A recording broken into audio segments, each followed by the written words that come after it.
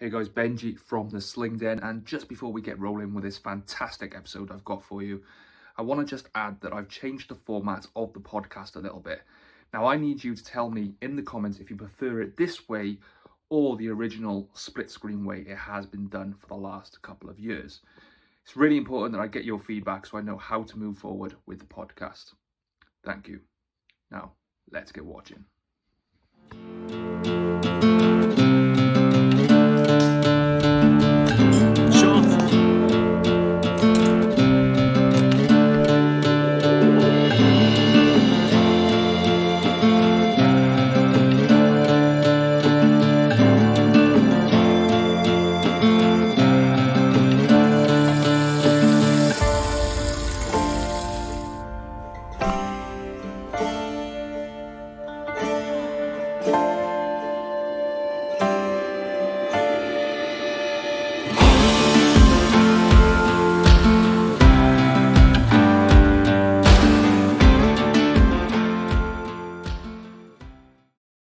Okay guys, so with me today I have one of the biggest slingshot heroes in history, Mr. Jörg Sprave. How are you doing, Jörg? I'm doing great, thanks. Good, good. It's an absolute honour to have you on, and I thank you for your time today. We've got a lot of things to get into, and usually when I do my podcast, one of the first things I ask people is give us a quick introduction to let people know who you are. I imagine a lot of people know who you are, but what I want to find out is tell me the story about when you were a young child. Where did you first get this creative mindset from? Did you have family members or friends who were also interested? Where did it come from? Well, maybe it's because I always hated boredom. I hate nothing more than being bored. So my mind constantly needs to have something to think about, to work on. And it gives me great satisfaction when I kind of imagine something and then I turn it into reality. So that's why I was always building things. Even as a very small boy, I was doing that. So, and I just think I'm a creative personality, and actually making stuff satisfies this kind of creative streak that I have in me. It gives me like a vent for my kind of pent up creative energy. That's a lot of reason why people maybe do other hobbies. But what was it about sort of weaponry? And, we're going to go into slingshots in particular during this episode, but weaponry and projectiles and marksmanship, all these sort of creative things about throwing a projectile as fast and as hard as possible. Where did that niche kind of fascination come from? Well, originally it was my father when I was really a small boy who taught me how to make slingshots. I lived in the countryside, and I still do, in fact. Again, I live in the countryside again.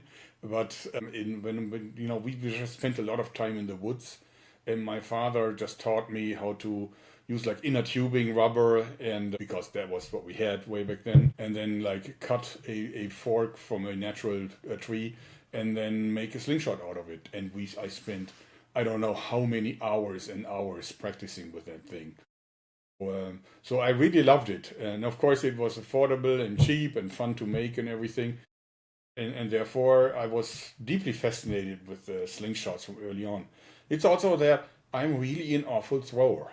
In Germany, if in school sports, you don't get to throw things. You play soccer a lot. That's of course something that we do in Germany, but it's not like in America where everybody plays baseball or so on. Maybe cricket in the UK. In Germany, we have none of these sports, so I never really learned how to throw things, and that was what fascinated me about slingshots. That I could basically accelerate stuff really hard without learning how to throw. So, yes. Perfect. And obviously, is it safe to say that Slingshots was one of the first things you've built? Because I know you've built many, many things, but was the Slingshot, as you said, is very simple, is very cheap. Was that the first thing that kind of got you into building and designing? I actually remember, haven't thought about this in a long time, that I made some wooden swords, probably before that. Have you still got those? That was probably way before school. So, but I was always fascinated with anything that has a blade or something. Still, I'm a very avid knife collector, still to this day. And therefore, because as a boy, nobody would give me something sharp, so I had to make myself swords and stuff from basically from wooden planks. But it was fun. I really enjoyed it. Have you made one recently, an up-to-date version?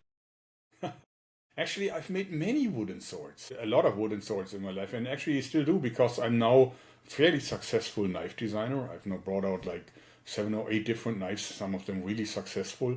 And I always do this by making them out of wood. I always do my samples from wood, and then I get the samples over to the knife designers, to the true engineers, and then they will take my wooden sample and turn it into something made from steel and proper for a knife. But even my wooden knives, they are locking. They have all the features that the final knife will have. And therefore, yeah, I do a lot of wooden blades still to this day. And I think what I like about a lot of what you do, it's very natural and is very, not basic in terms of the design, but the materials you're using.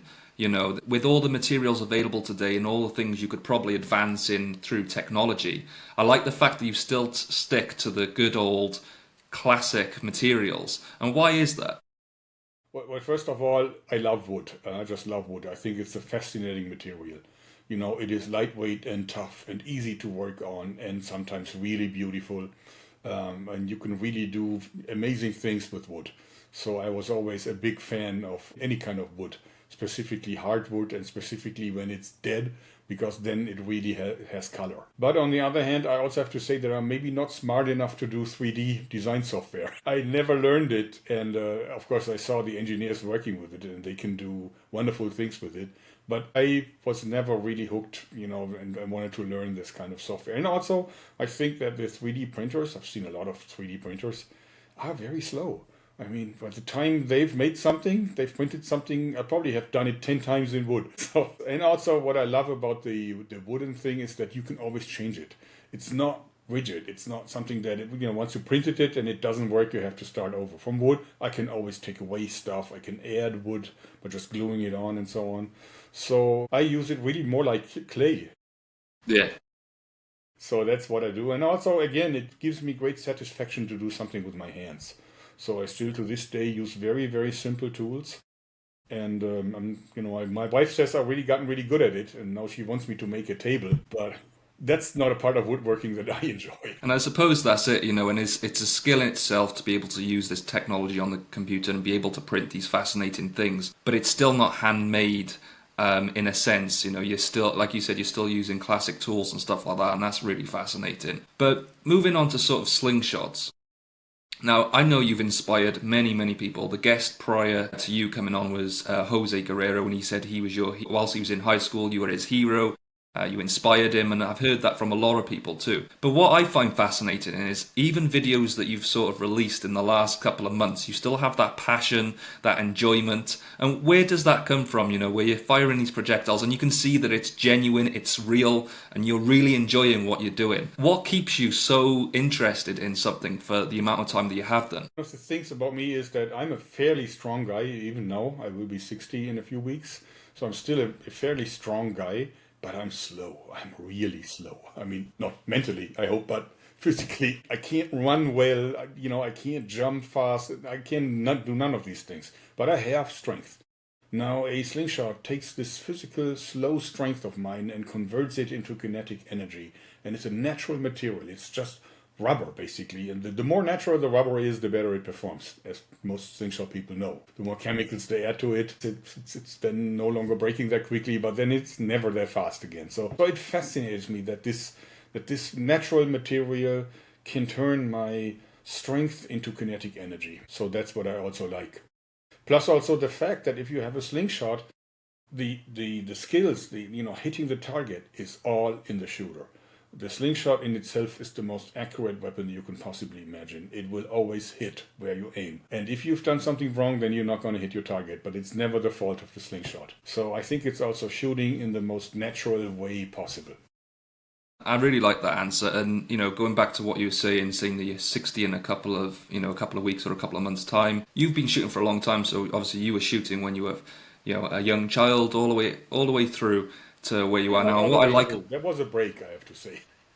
a lot of people probably have a break, but the point I was going to make is that it doesn't matter, your body shape, how compatible you are. Slingshots is for everybody. Everybody can be involved. You don't need to be I mean, for the bands that you shoot and the way that you shoot, you probably do need to be quite strong. But for the most part, slingshots in general, it's a hobby that absolutely anybody can pick up. And that's what I really like about it. It's not for, you know, we mentioned earlier, soccer and things like that. You have to be relatively fit to do so. Whereas shooting a slingshot, you know, anybody can get off the sofa and get out to the woods and start shooting a slingshot. And, you know, that's my sort of way of looking at slingshots as a hobby. And even if you don't have any money, I mean, slingshot shooting is like probably the cheapest way to shoot. If so, you want to shoot, you don't have to spend any money on ammo. You can get it for free, basically. You don't have to spend any money on the slingshot itself. You just buy a little bit of rubber, or even use rubber that is around somewhere, and then you're in. So it doesn't require any kind of money to do that. And also you don't even need to be a member of a club. You know, you can shoot this out in the woods on your own property. So it's true. It's for everyone, no matter how much money you have, no matter how fit you are, and no matter where you live. You can always do it. And, you know, talking of rubber, I'm really fascinated by what you use, and a lot of people seeing your videos will know. What is the reason for you sticking to what you use? And if you tell the listeners or the watchers, if they haven't seen it, what is it exactly that you prefer to use with your frames? I still use the Thera band yellow, you know, the gold, I think it's gold. I've always been using it. Basically, when I was really into the entire slingshot thing, where I like wanted to beat world records and stuff, it was the best rubber around. As most slingshot shooters know, the flat bands are, you know, performance-wise much better than the tubular bands. Also because you can easily taper them to squeeze out a little more speed. And then I realized that there is now newer stuff, newer material, but I have so much of it because I've done some TV projects building huge cannons where we were using a ton of the material. And always I was able to take back all the remainings that basically were used once, you know, in a big machine. So I probably have hundreds of meters of the stuff so that I never really decided to test other bands. Also, I found that, yes, the more modern types have maybe a little bit more performance, but that's mostly when you use very, very small projectiles. If you use, like I do, I use really heavy bands and I use really heavy ammo with this. I found that the advantage really is, if it's there at all, it's not a major difference. So yeah, if you want to use 8mm steel balls and you want to shoot them at 120 meters per second, you probably need the fastest rubber out there. But if you want to shoot a 25mm like a 1-inch steel ball, it really doesn't matter. And that's a very good point because I shoot 8mm. So am I right in thinking that you've not tried shooting lighter ammo like an 8mm or a 9.5? I did this when I was really much into slingshots, and I also visited like slingshot tournaments, a few of them. But it's really not my style of shooting a slingshot. First of all, I don't like that these are so fast that I can't see them in flight, specifically on longer distance. If I want to shoot 50-meter distance with an 8mm steel ball, it's so hard to get it sighted in because you don't see, but my eyes probably are not the best anymore, but I don't see them in flight typically. So if you shoot a 20mm steel ball, that's a way different thing. It flies slower, and of course it's easily visible, so you can get it sighted in fairly quickly. I also really like the challenge of shooting hard slingshots. So if I would do like tournament style slingshot shooting, I would make a completely different discipline out of it. I would say you have to shoot over a crony, and it has to be at least 50 joule, or the shot does not count. So that is my way of shooting. Or you shoot at a target and you have to break it to go to the next level or something like that. Yeah, well, I would say, okay, and I don't need pinpoint precision. You see, I love shooting cans, like dog food cans, empty, of course. So a thing that I can imagine is some kind of thing where you would put 10 cans out there, and then they give you 10 balls, and you have to kill as many of the cans as you can, but only the shots that are at least 50 joule count. The others don't count. That would be your ideal tournament. Because it's a different issue if you shoot very heavy bands. Yes. It's way more physical, and many times you can't even just have an anchor point. Very hard to exceed 50 joule if you're shooting anchor point. You gotta have at least half butterfly to do that. I've noticed that. And then aiming is a whole different issue if you no longer have an anchor point. So I think it's more challenging, and I enjoy it more. But I don't need to hit like a €2 coin with every shot. And don't get me wrong, I completely respect, you know, that kind of tournament shooting. Some of these guys are amazingly accurate, and I could never achieve their level of accuracy. But it's just not the type of shooting that I enjoy. And that's what, again, another thing I love about the hobby. There's so many branches within the hobby, whether you strictly enjoy making slingshots, we got people who like to hunt with them, we got people who enter competitions, and then there's people who simply like to go to the back garden and plink at cans. So there's so many different aspects of the hobby, and there's not one right one. You do whatever one you enjoy, you know. Some people do them all. I've had a little go at all of them. What about yourself? Have you tried all the aspects of slingshots, or is there one or two things you kind of stay away from? First of all, I don't hunt. Not because I look down on hunting. I mean, it must be done, and I would do it if it would be necessary to feed my family, but I don't enjoy it. My father was a hunter, and he took me with him a few times, and I actually, for me, it was very traumatic, to see this, beautiful animals getting killed, and then some of these people enjoying it a little bit too much for my taste. Well, in any case, so I never hunt. I don't do it. I would even save a mouse if the cat brings it in and I can save it. So I love destruction, but only if it comes to dead things. Otherwise, I've done some tournament shooting way back in the day. Well, that's probably like more than 10 years ago now that I've visited the last tournament. I think it was somewhere in the US. And then of course I also made some tournament style slingshots, like doing finger support style and so on. But at some point I stopped doing these things and just went back to my power slingshot shooting.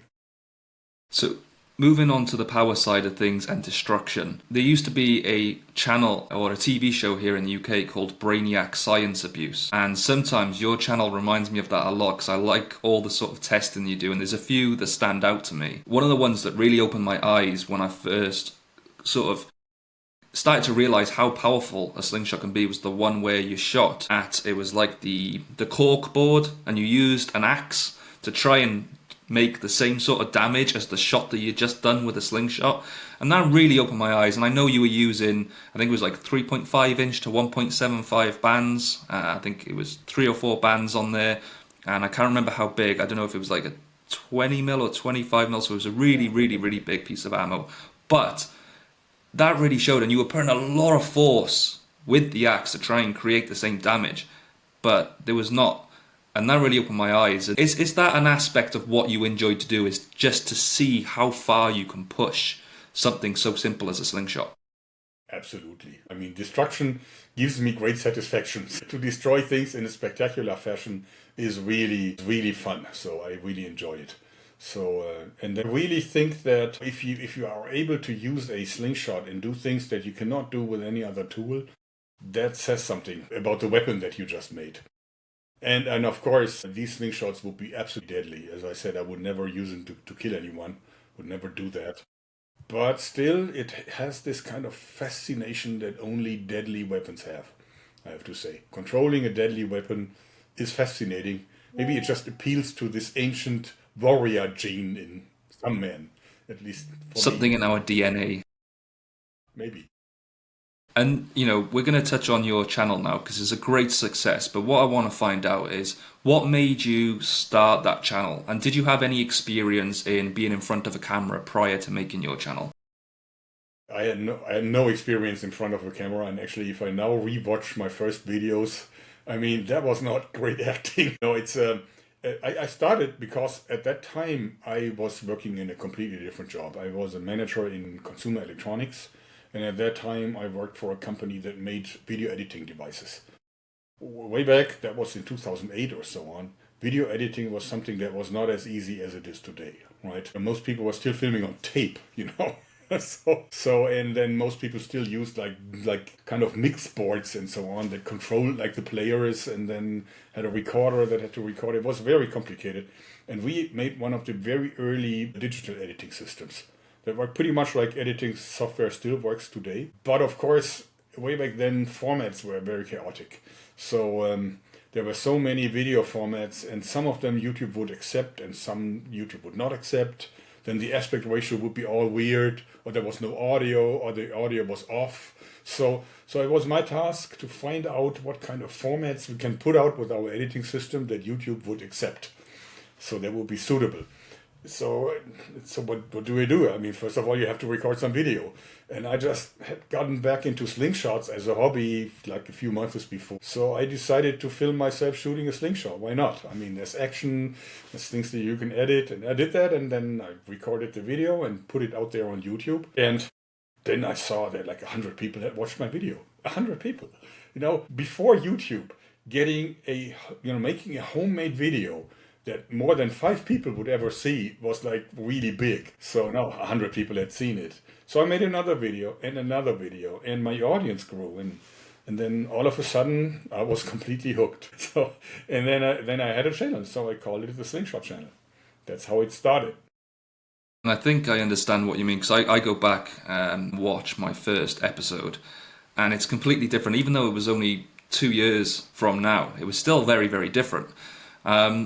But I think again, I mentioned this earlier, I think it's very natural what you do, and you can see the enjoyment you're having, and that's very contagious when people watch somebody that's enjoying themselves. They want to be part of that, whether it's watching or going out and doing it themselves. But where did this kind of Jörg come from, where, you know, you've got your little catchphrases and there's little things that you do? Did that just develop naturally, or did you kind of sit down and think about things that you could do? No, it actually came naturally. I don't think that I'm a great actor. I think I'm actually a very miserable actor. So very hard for me to try to be someone that I'm not. So therefore, I'm really doing this. But in the early videos, just wasn't relaxed enough. I still had this kind of nervousness whenever I was filming a video. That today I sometimes still have it, but only if it's something that is really risky. So not risky in terms of like dangerous or so on, but will it work or will it not work? So and often you don't have many shots. If you shoot at a zombie head that costs like 200 euros, you don't get that many chances to destroy it in a spectacular fashion. But other than that, I think that I'm now much more easy in front of a camera than I used to be in the early episodes. How does it make you feel knowing that so many people watch your videos and so many people enjoy what you do? It must give you great satisfaction in knowing that, what you're bringing to people is a lot of joy and happiness, right? Absolutely, yes. And actually what I think is so addictive on YouTube is that the instant feedback that you get. You put a video out there and you get instant feedback. I mean, literally seconds after you release the video, you have the first feedback.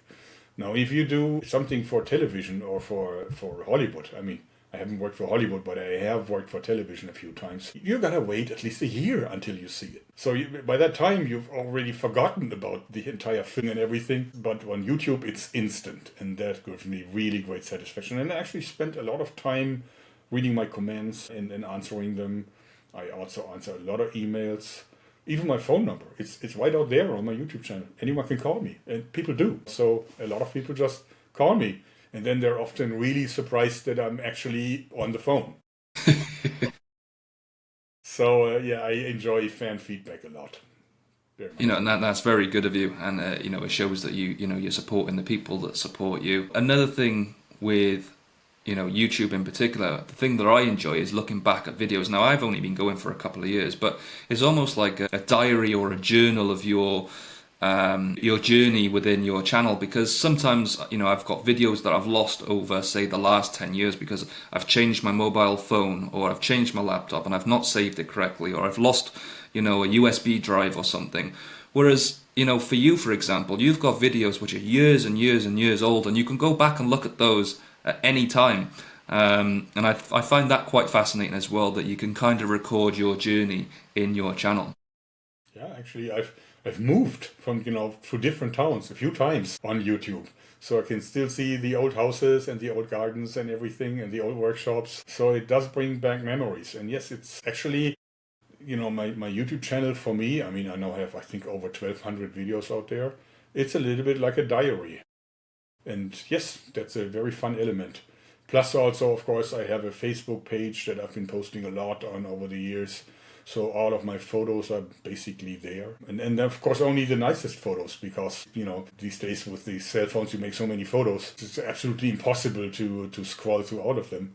But just if you go through your Facebook, only the nicest photos will be there. And I think that's nice too. And that's a very good point. Now, you said moments ago that when you put a video out, you're not worried about the danger, you're more worried about something not working. But let's talk about the danger, because I know for a fact you've faced a couple of dangers and a couple of accidents in your time. Tell me, what has that been like? Because everything that you have come up with and everything that you have done yourself has been from your own mind. It's not copying instructions, or it's not copying a template from somebody else. These are your designs that, like you said, you're nervous about them working or maybe not working. But what about the ones that go wrong? Tell me a little bit about, some of those stories. First of all, I have to start by a very fascinating moment when you create something that shoots. I mean, not a slingshot, but something that has a trigger. There comes the moment where you pull that trigger for the first time and you never know what's going to happen. Is it going to explode? Is it going to work just fine? Is it going to be really lousy? You never know. And so this exciting moment for trying out a weapon that you built with your own hands from your own mind is most fascinating. And most of the time I have to say that it does work, but I had some serious accidents too. So yeah, I mean, it's like a warrior, you look at a warrior at my age, he will have scars, and I have a lot of scars. And many of them come from making crazy things that didn't go, right. So I still have like my iris in my right eye, the iris muscle is torn, so that my eyesight is really not great on my right eye. And also I have like fragments swimming in my eyeball that sometimes block the vision. And that's because someone sent me a slingshot a long time ago. And I kind of was stretching it out to see how the bands were. And one of the bands snapped and hit me in the eye. So that was enough. It wasn't even a projectile. It was just the end of the band that gave me a whip into the eye. And that was all it cost. Human eyes, vulnerable, I guess. But I also shot my hand many, many times. So I have scars here. I'm not sure if you can see this in the camera. My index finger looks like, completely knotted and crumbled. But luckily, most of the stuff was healing nicely, so it wasn't that bad. But yes, I had my fair share of accidents. Actually, I have a page on Quora. I'm not sure if you know Quora. It's like a platform where you can ask questions and others answer it. Yes, I know. I Yeah, have like a salon on there that is Jörg's slingshot injuries. So a whole I page have put dedicated together to a them, list right? of all this, because all this list has photos. So you have a list of all the stuff that happened to me over the time, and it's a very bloody collection of pictures and videos. And I'm sure you learn from that as well, because I noticed on one of your designs that you've got like the bit that covers your hand here, because I know even with the thinner bands, sometimes there's too much energy in the bands and it comes back and it slaps you. And for me, it's not too bad because I use 0.55 bands, but in the colder weather where you've got cold hands, it does sting a little bit. But I've seen that you've kind of adjusted and you've managed to get yourself a bit of armor, in front of the handle, so for when those bands come back, you're protecting yourself. So, I can see over time that you've kind of adjusted and maybe made some safety precautions within your designs to prevent things from happening again, right? Yeah, well, it's also a side effect if you go really heavy on a slingshot. Because if you want to do that, then the bands have to be very powerful. So this means that you cannot transfer the entire energy of the bands into the projectile. So the bands will lash out really far, following the ball, of course, and then they will come back. And for a powerful, fist grip slingshot, the fork needs to be really low. This means that it will hit your fingers. It will happen, and it will be very painful. And if you shoot large balls, then also your pouch has to be really large, and it will be heavy, and it has to be solid. So you're talking thick leather. So it is really painful. Therefore, when you do more than just a few shots, you typically want some kind of protection shield in front of the slingshot, absolutely. And a lot of your designs, I've noticed, you've kind of purpose built them for that heavier setup, the large ammo, the large, thick, heavy bands. But I want to talk also about some of the frames that you've created that maybe Yeah, I brought people. some samples of the slingshots that I recently made. So this is a new design that will actually go into production. This is based on my old Moorhammer design, but I added the clips from the Rambone because clips are just incredibly practical because you don't have to tie all the bands with using rubber. And as you see how low it is over the hand, it's really, really low. So this is as low as you can go. And this means that the torque on the wrist is also really low. So it allows you to really shoot heavy bands. But again, it will come back and it will hit you on the fingers.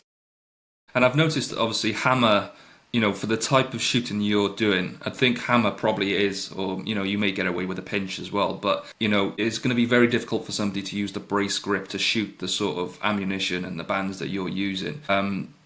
Has the hammer sort of frames always been the ones that you've kind of stuck to? Yes, absolutely. Just because I was going into heavy bands very early, just because if you want to fascinate people like an audience on YouTube, a slingshot has to be powerful. That's it. I mean, accurate shooting also is something, but it's the damage is the spectacular part of these videos, and it's just that you need heavy bands and heavy balls to achieve that. And therefore, I quickly learned that the hammer grip, for me, I mean, there's probably others that can do this differently.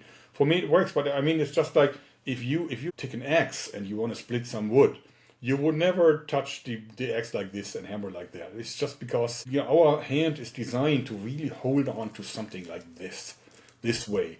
And therefore, if it comes to maximizing force, then I'm convinced that the hammer grip is the way to go. But you have disadvantages. Like, of course, if you shoot finger support style, there's much less danger of hitting your hand when it snaps back. And that's what I was going to ask. With the designs that you've made, I'm sure they'd be very popular. The design, if you come up with a design that, suits all the needs of all the shooters. Is that something you've ever thought about doing? I have done like finger support style slingshots too, like the Rambini, which is also a thing that is in production and people can buy. And by the way, it also has the shields. So some of these things I sell even have a shield that you can clip on or remove. Because without the shield, of course, it slips into a pocket way easier. But still, and then also some of the slingshots that I made are really like for everyone, like this one here. And you can see this one doesn't have any finger grooves. So it will accommodate most hand sizes. So you can even shoot this when if you have a rather small hand. My hand is fairly large. It's not like the largest one. And I've made several other slingshots too. So for example, this one here. This one is like a slingshot that I would shoot tournament style, because it has this adjustable thing that you would find on a pistol, basically, on like a match grade pistol. And also here you do have finger grooves. So this is a slingshot that fits me, but probably not many people, at least you have to have my hand size to really be comfortable with that slingshot. And this one also has a little bit of a higher fork. And as you see, this has light bands. This is one that I would use just for some fun practice with like smaller balls. Basically, then the high fork makes sure that it's not so painful on the hand.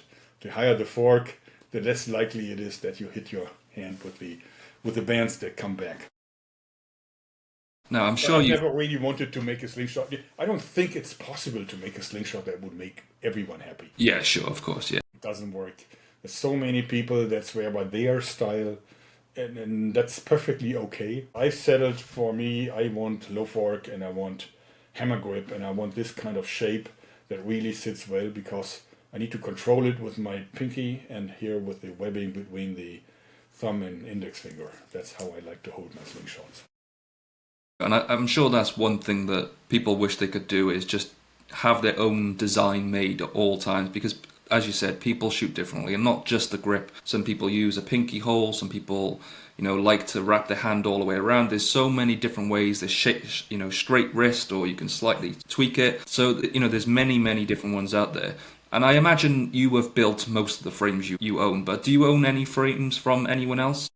Tons. I thought that'd be the answer, but I thought I'd ask. I have a lot of slingshots that other people made for me. I traded slingshots with so many people. I even bought some for like welfare, where people just said, I'm going to put my slingshot out there and then the highest bidder. So that I've done that a few times. Yeah, and I have, and those are most interesting, but I never shoot them. I just basically, they are in my collection, but I would not go ahead and shoot a lot with them because they're just not my style. Sure. And tell me a little bit about Germany. What's the scene like over there? Is there a lot of people that shoot slingshots that you know of, or is it not quite as big as you think it could be? Well, first of all, I think most German slingshot shooters hate me for some reason. I think they believe that I'm the walking reason why slingshots will be banned someday. Which is quite strange because, you said that, what you said about hunting, especially here in the UK, that's one of the biggest things that we're kind of facing is, there's a lot of young people going out and shooting things that they shouldn't be shooting. And to us, that is the biggest problem that we're facing. And that is probably one of the biggest things that is going to get it banned. But personally, I don't see anything you're doing could cause anyone to believe, a lot of what you do is testing and it's for your own purposes, is on, your own property and things like that. But why is that, do you think? Well, this is a good question. I think some people are pretty jealous because I was very successful, and I have to say that I've been doing this for many years. But I also have to say that this whole journey made me a really wealthy man. I can say that I'm financially really well set. I don't have to worry about retirement at all. I could retire today and live very comfortably until I'm 100 or something. But so a part of that may be jealousy. That's possible. Some people also believe that I'm like a loudmouth, and yes, I have lots of self-esteem, and therefore, and then of course there's a lot of people that would think that, I'm not really hitting well, but just because I don't do tournament-style slingshot shooting and so on, and they're right, I couldn't hold myself in one of their tournaments. I would come in last, of course, because it's just not my style of shooting. And also, years back when I was still focused on slingshots, very different roads, but when I was focused, there was some kind of quarrels, and there was some fighting in all the forums and so on, and the typical thing that you would see, in online, forums and groups and so on. So I'm not sure. There is I think a fairly small slingshot scene in Germany, but there's no such thing as an organization. I think some people sometimes meet to do some slingshot shooting. I think there's like a few WhatsApp groups and so on where these guys exchange. But I have really no contacts to these people, really. I don't. And it's a bit of a shame, really, because, you've inspired so many other people around the world. You'd think that maybe the people in Germany would also, respect what you're doing and appreciate the fact that you're bringing it to light, because that's one thing that you have done. All it takes is one person to maybe watch one of your videos and give it a go, and you've just got somebody interested in a hobby. Is the way I started. Don't get me wrong. I hope that there's plenty of people that still respect me that like slingshots, but those people are not necessarily in a group, A lot of these people just shoot by themselves, which is so fine about slingshots that you don't need to meet up with others. You can have that fun all by yourself or with a friend or something, but you don't need to be a member of a club. And you don't need to just meet at tournaments, and you don't need, you don't need shooting ranges like that are official, something like that.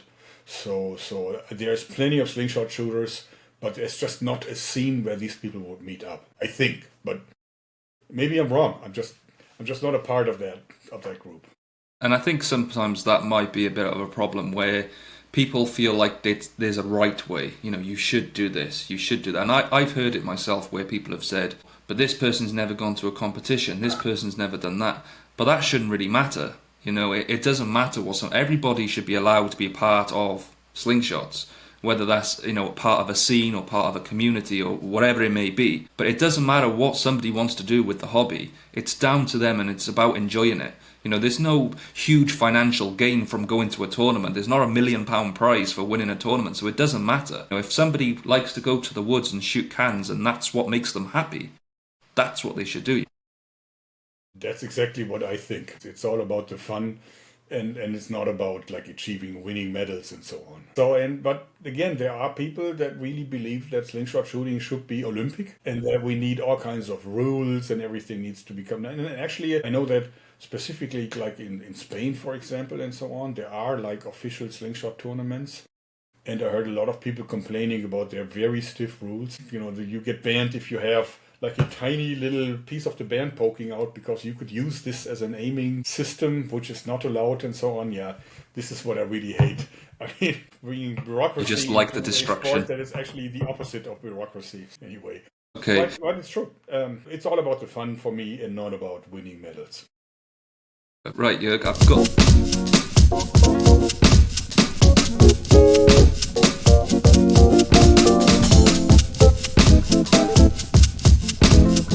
some questions for you. I've got them in 3 different places, so we're going to have a look at them. So this one, there's a couple of messages and then a couple of questions, so I'll just read them out. So this one's by Chuckin Steel. He says, I just want to say thank you, Jörg, for being such great Slingshot ambassador. My question is, at what point in your Slingshot journey did you start chasing the power aspect of Slingshot over other areas, and why? Okay, well, I think that is because at some point I got my hands on ballistic gelatin. I think that was the point where I said, I want to see, how much power I can just, get it, and how much is required to really shoot through that thing. And then I started to destroy targets. I mean, destruction is something that I went on, and that was really early. I think that was like in 2009, where I started to really shoot at tough targets like ballistic gelatin and other stuff. And for that, I needed more power. And that is where my journey began. And it took me a long time to first come up with the physical strength, learn the right shooting technique because of the butterfly that you need when you really want to go powerful. And so it took me a few years to maximize it. And at some point I did, and I think that was more around, I think I peaked around maybe 2013. It was when I made this monster 130 joule slingshot together with Nathan, in his place. Yeah. Nathan Masters. So it was like a massive starship that I shot with really heavy bands. That was, I think, my maximum. I was also really strong at that time. Very much into weightlifting, weighing a lot more than I do today. So yes, I would say that's it. That's about it. So I've got another one from someone who says his name is Jorge, or it could be George. I don't know. He's from Mexico. He says, what is the taper measurement for hunting bands, and what brand of latex do you recommend? So I know that's not something that you particularly do, and I'm sure if you recommend a band, it's probably different to what a lot of people would. But what would you say to this person that's asking you on latex recommendation? Okay, well, first of all, use high quality latex, and I use TheraBand Gold, which is working well, but I understand there's now other types that are like pretty much made for slingshot shooting. This probably performs a little better. Tapering is very important, and there's this trade-off, of course, between the tapering ratio. The more you taper, the faster the shot, but also the shorter the lifespan of the bands. So if you want to do hunting, I would recommend cutting the bands really aggressively, since in the hunt to basically only have one shot. If you don't hit the animal with the first shot, it's gone. So therefore hunting bands don't have to last very long. So I would go for a fairly aggressive tapering, maybe like a 2-to-1 tapering. That's what I would probably do. And then again, don't use tubes, use flat bands, because with the same strength you just get higher energy. So the next one, I believe, is from Germany also. I'm going to attempt to say his name is Willen Bendiger. So he says, congrats on having such a giant influencer on your podcast. Very, very lovingly of Jörg. In our country, people often accuse him of being a businessman, but I only see a lovely man who achieved great success through his passion, and I think actions such as this confirm my view. So there we go. There's a supporter in Germany. Thanks. Yeah. Well, and as she said, that's why there's a lot of people that don't like me because of different things. And they say I'm a businessman, which is absolutely true. I confess it. I mean, at some point in 2017, I had to turn my YouTube channel into a commercial business, basically because YouTube would stop paying weapon-based, YouTubers.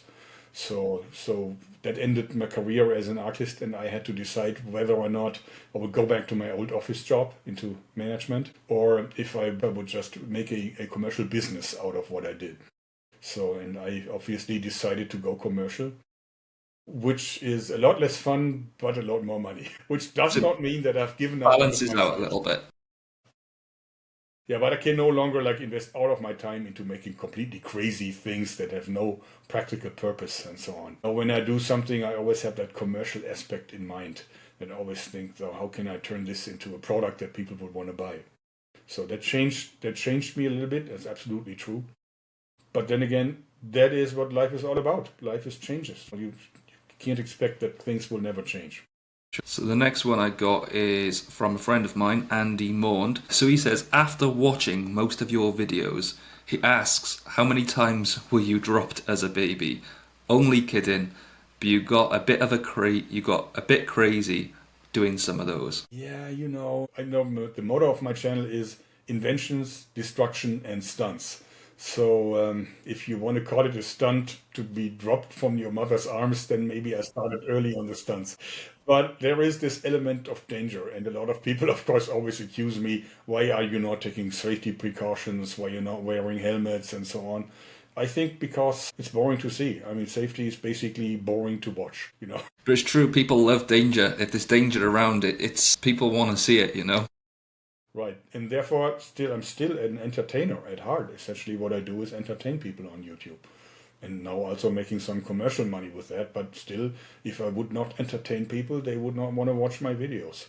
So therefore, this element of danger and craziness is something that I simply have to accept. Yes. So we've got another one here. I did ask on the post that people only ask one question because otherwise we'd be here for a very long time answering questions. So I didn't want that. So I'll ask the one that I think is most applicable. So this one's by Jason Morgan, and he wants to know what your go-to ammo size is when you really want to be hardcore accurate and consistent. So if, again, I think you mentioned earlier the one frame you had, if you were gonna maybe attend a competition or something, but what would you kind of go to if you were looking for accuracy over power and devastation? I never go smaller than 16 millimeter. 16 millimeter steel is like the smallest ammo that I shoot, and that is a good compromise actually. You can shoot it still very fast, and you don't need the hardest bands to get to good speed. But if I go below this, it doesn't really give me the satisfaction that I'm looking for. So 16 mil is like something that if I would just have to spend a whole afternoon, or if I just wanted to spend a whole afternoon just shooting, that's what I do. I would use a slingshot with the hand protection for the slabs, and I would go 60 millimeter steel balls. So this one is by Sling Nerd, and I really like this question. This is a great one. If you were a slingshot superhero, what would your costume look like? Well, definitely a t-shirt, of course. Has to be a t-shirt. What would my costume be like? You know what I would probably do? I would probably put it out to people and make a design challenge out of it. And then give like a handmade slingshot or whatever price to the one that I pick. Because I'm able to design weapons and slingshots, but not fashion. There we go. Do it. Bring it out. If anyone out there wants to create a costume, a superhero costume for Jörg, Right. go ahead. And make sure that it covers my belly, will you? So the next one's by Ryan Anderson. So he's asked a couple of things that we've kind of covered already. But he says, how do you think we can attract more young people to the sport? What's your view on that? How do you attract young people? I think it's not easy to attract people these days to do anything that hasn't to do with a cell phone, with a smartphone. It's a very good point. It's kind of very frustrating to see that they spend all the time on of course I'm also addicted to these things, but I have a love and hate relationship with these. So probably Angry Birds did more for slingshot shooting than anything else in the world. I think, it's moderation, isn't it? You can still enjoy technology, and it's very easy to see why kids these days would enjoy technology with how advanced it is, but it's still, it's a feeling and it's something within us as human beings that enjoy, going out to the woods and just picking up a stick as a young child or doing these sort of things. I don't know what you call them in Germany, but we had conkers, and we used to have what's called conker fights, where you tie a conker on a piece of string and you try and break the other person's conker first. And they're the things that I really remember as a kid, not playing games and things like that. Other than that, I have to say that I don't have any children. Not because I don't like children, it's just never happened in my life, and therefore very hard for me to answer a question that has to do with raising children. But one thing is clear. I think first of all, you have to find the right children that are, interested in these things. And then you just have to show them that it's a lot of fun. You just have to radiate that fun. And then you can possibly, attract them into the sport. But of course, it's like a thing that all the shooting clubs, they all have these issues now. No matter if it's like slingshot shooting or airgun shooting or any kind of shooting, very hard to find young people that are interested in this. Simply because young people these days have other things that they want to do. Maybe it's going to come back, I don't know, but I just think the world is just turning digital, and therefore digital stuff is more fascinating for most. Perfect. So we've got another one from Chris Foster. A shout out, Chris. So he says, this is a throwback. Watched loads of his videos. Definitely part of the reason I got into catapults, and I love his channel. To date, what is your favourite catapult-related invention that you have made, and why? Catapult-related invention. I think it's the clips, right?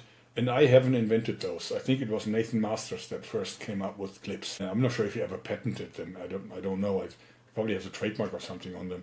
But that is something that really worked. A lot of people never master, this tying with the rubber bands and so on. And it is something that can go wrong. And then my right eye is proof that a snapping band is really, really dangerous for the shooter. So therefore, I believe that the clips really made slingshots better than they used to be.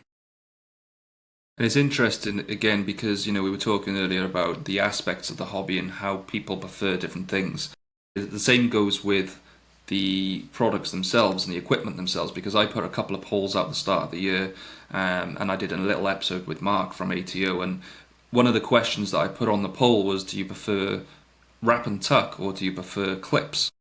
And it was very, very much 50-50. So there's still a lot of people that prefer to wrap and tuck, and there could be various reasons why.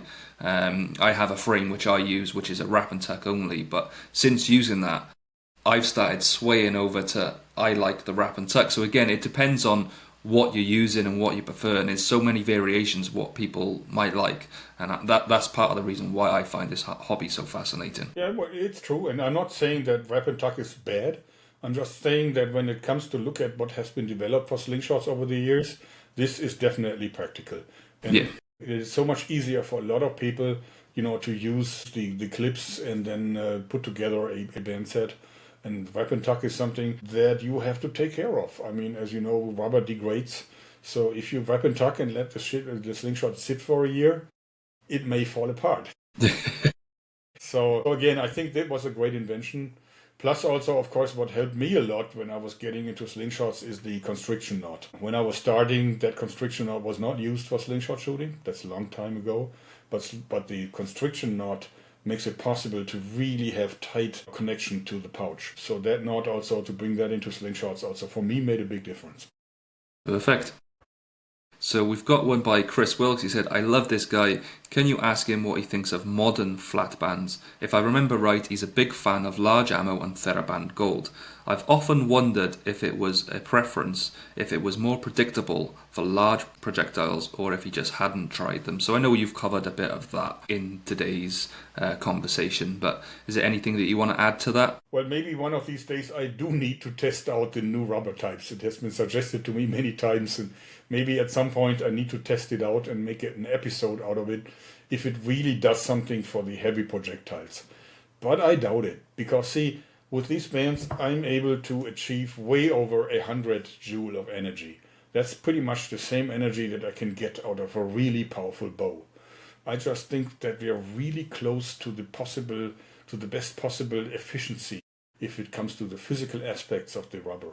So I'm carefully skeptical that even the modern bands, if you use very heavy ammo and long stretched butterfly shooting, that it would give me a big advantage. But I think maybe I need to try it. So Excellent. just haven't done this yet. Like you said, you've still got a lot of, you've got hundreds of meters of that that latex that you need to go through first, I'm sure. But the other one I have here is from Phil Smith. What other shooters inspire you and why? Well, I have a lot of shooters that inspire me. Of course, I have Jack Köhler, who wrote that Slingshot book about this.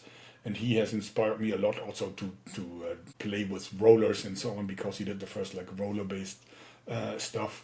Gary Flatband Miller, of course, I met him a lot of times during the day, and he also inspired me because he's the most enthusiastic guy about Sling. He loves slingshots so much. It was really, really kind of he just draws you right into this. And then Nathan Masters, of course, that I also deeply respect, and I've done from Simple Shot. He's also a great shooter. This guy's accuracy was just amazing. So yeah, these were the people that inspired me.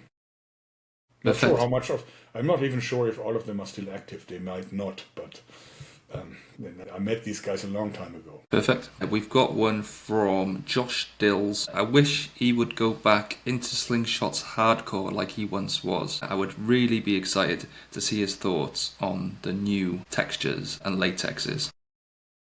Yeah, again, I might do this, but I have to say, I have to accept that I have exceeded my physical peak maybe a long time ago. So if I don't think that I could, get back into a shape that I would be able to do like another record shot.